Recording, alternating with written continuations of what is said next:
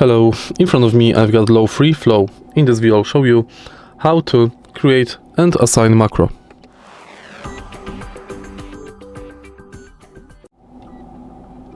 To create macro, go to LOFREE app.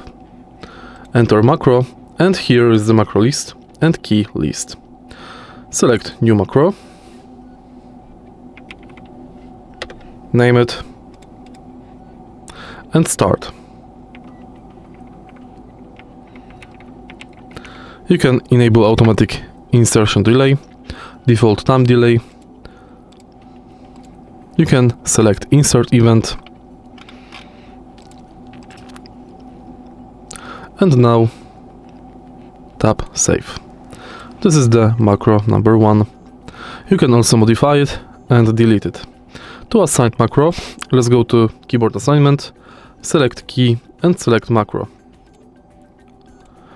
Select times of cycle or cycle until it is key pressed, any key pressed, or any key released. Tap save and it's done. If you find this video helpful, please leave like, comment and subscribe.